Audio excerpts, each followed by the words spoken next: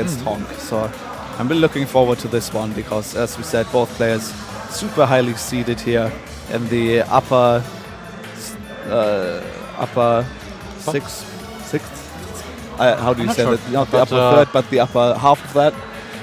Wait, I think, is it B1 or B2? Because top 25 players definitely in this tournament. So it doesn't matter which seed they are; they're good players.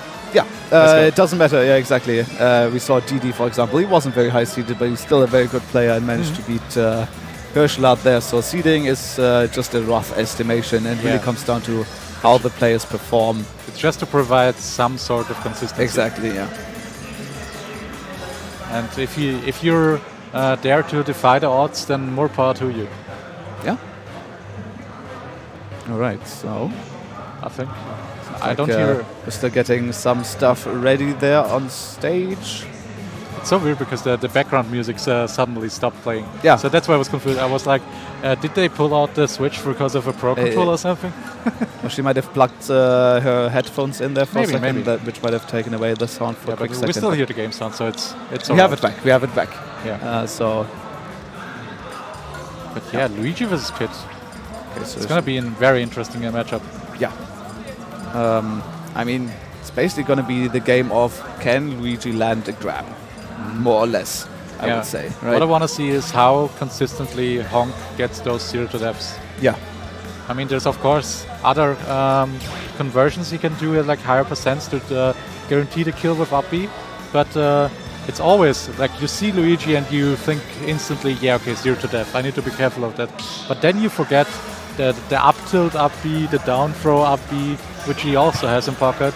Which you have to be so careful with how you DI, because if you DI too much in or too much out in his combos, he can adjust his combo game and he can still kill you. Yeah, there's basically no relaxing against Luigi. If you got all of those 0-to-death percents, basically over 0, then you're still basically in the percents for those what you talked about, down throw up B and all that stuff, down throw down B. And we're going back to a small battlefield, a very popular stage. If we look at the last few sets,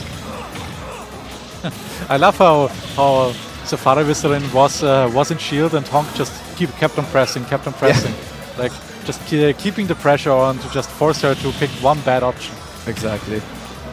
But here is actually Honk not relying on the grab at all. He hasn't thrown out one, quick. I feel like, but still just boxes Safariwisserin as soon as he gets in, right? And that's, of course, what Luigi does very well as well. This boxing game that Luigi has deals so much damage and is so quick as well. Yeah. Oh my god, the down angled forward smash, the chop in there. Yeah, the glove. Yeah, the glove. And Safariwisserin will lose her first stock here against Honk. So what I wonder even though she wasn't 0-to-death, Honk's still very solid here. What I wonder is if Dark Pit is actually the right choice against Luigi. Because with those arrows, you can just... maybe she chose Dark Pit because Luigi loves to do this charged side piece in the air, and then there she has time to... There the wavelands there it is. Was talking about. Down throw up B, there it is. We talked about it, and she was in the range for it to confirm, and Honk immediately recognizes it, of course, and goes for it. Very nice. Honk is one of the only people who are allowed to waveland between stocks, because he implements it in his gameplay. That was nice. Yeah, but it was definitely the right choice, because Luigi needs to be in line with the stage, basically, to get back to stage, or he does it a little bit more downwards if he still has his jump. Yeah. So she can hit those arrows. Yeah, Luigi's recovery definitely very dependent on that jump as well. If you lose that jump, you're basically done for, because especially with a character like Pit that Safariwisserin is rocking, you can just really go out there. Especially with those nairs, like we seen Lucky do against Buzzy. That was nice. Very good punish on that air dodge. Honk didn't want to, use his double jump just for the reasons we outlined just seconds before, and Safariwisserin recognizing that he has to get that distance somehow, right? Yeah. And air dodge was the choice there for Honk, and Safariwisserin was ready to punch it. Yeah. With characters like the Pit and for example Yoshi, who can go very far off stage, those air dodges which might be safe against other characters are turning into a guaranteed death. Yeah. So you really need to be careful on how and where you use those air dodges. So Honk still, though, you know, putting on those percents on Safariwisserin, and Pit not really the heaviest character in the game, so Safariwisserin really has to be careful now. I think all confirms are basically now off the table, except for maybe down throw bad DI into down B. Yeah. But yeah, definitely, you know, Luigi has those strong hits there, the back air, the forward smash, the up smash, also Up very smash. strong. Also, the up smash sends you in a really weird angle, so you need to be ready for that up smash DI. But there is But Safariwisserin now. Safari is also closing in on the percent. Oh, And nice. it's the roll read, and Very Safariwisserin takes game 1. And the crowd is exploding, actually. We have some crowd going. I like it. So yeah, Safariwisserin coming with a little comeback there against Honk, I would say. Taking I think the first at game. one point she was actually 2 stocks behind. So that was really nice. Got that dunk at like 60%, which was really helping her case. And yeah, just played solidly the rest of the game, which we want to see. Exactly. And I'm even more excited of how game 2 is going to go if Honk is you know, going to adapt back. Yeah, of course, Honk a very good player, so the possibility of adaptation is very much on the table. But maybe we'll just see another game 2 finisher like we've seen all day so far, except for that one set. Yeah, exactly. So yeah, I think a game 3 would be really exciting here, but for that Honk has to bring it back, or he has to take his first game here. In any case, we'll be finding ourselves on PS2. PS2, so those platforms potentially very deadly against Luigi, but also good for camping him out. So let's see. It was very good that she got hit by that down throw on the platform, because Luigi didn't have space for the 0 to death. Exactly. Talking about space, he's also in the tournament, but I don't think if he made it. Space is in wave D, which is in my pool. Okay. So if I make one upset, I actually need to play it. Anyway, just a little tangent there. We're still against in this game here, Honk against Safariwisserin. Actually, pretty even right now. Yeah, it's really even.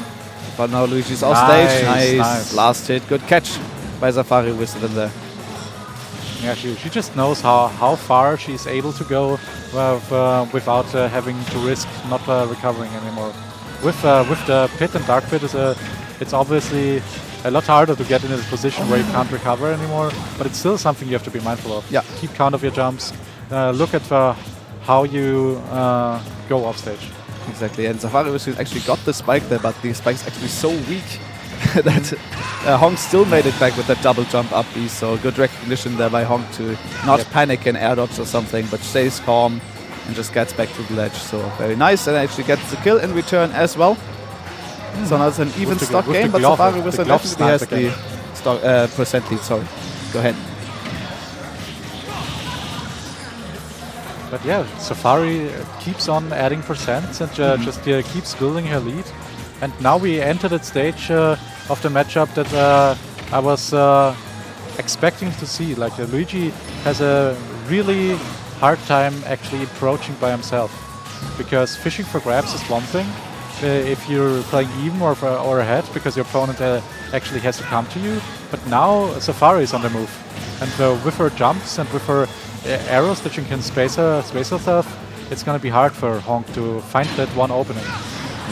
Very nice. Using the reflector for the first time in this matchup, actually, to reflect the fireball and to confirm it into a hit. I like it. Yeah, most of the time it's okay, nice, gets to the F smash.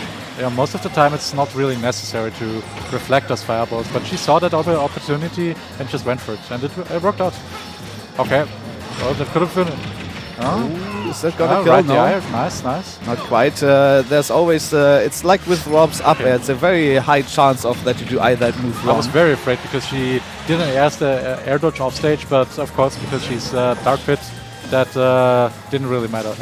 It was just one of these moments where you flinch a little bit. Yeah, exactly. But Safariwisserin, of course, knows the range of her recovery, so she is the dash calmness in person. First time that we see dash attack as well, I think. And there's the second time. Yeah, Honk just saying, I remembered that dash attack is a thing. So it's like that, right? If you play and you're like, oh, I didn't use that move yet, and then you just move it 3 times in a row. Yeah, that's just how it works again, sometimes. Very nasty. But Safari's still living that down B, actually. I'm very surprised, but there's the down smash, I believe it was. It actually backfired that she actually used side to recover, because it actually interacts with projectiles. She got sent upwards and then opened herself up to the down smash. Yeah, too much lag on that after that, so hitting the projectile instead of the Luigi. Safari's not taking any chances. She's staying on the platforms away from Luigi. She doesn't want to get grabbed, of course. Right, so she's out of the 0 to death, but there's still the confirm that we saw earlier in the last match now on deck. She's at the percents where down throw up B becomes a possibility. Yes, exactly. So she has to be really careful. She can't let her guard down at all, but the downs into up smash. 2-0 Safariwisserin over Honk. That is really, I don't want to call it an upset, but it's definitely a good job by Safariwisserin. You know, bringing back game 1. Let's call it by definition. It is an upset. Per definition, it is. But those players so close in terms of skill, I really don't want to call it that. But there's quite a lot of upsets in this wave. Like Rams is losing against DD. I mean, even Hirschlot losing against DD, and now Safariwisserin taking over Honk. Exactly.